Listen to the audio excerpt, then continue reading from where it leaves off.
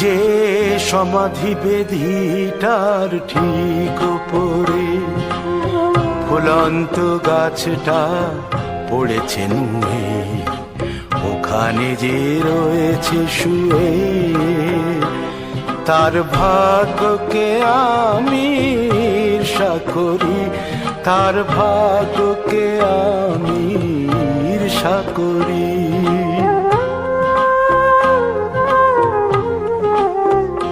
যে সমাধি বেদিটার ঠিক উপরে ফুলন্ত গাছটা পড়েছে নুয়ে।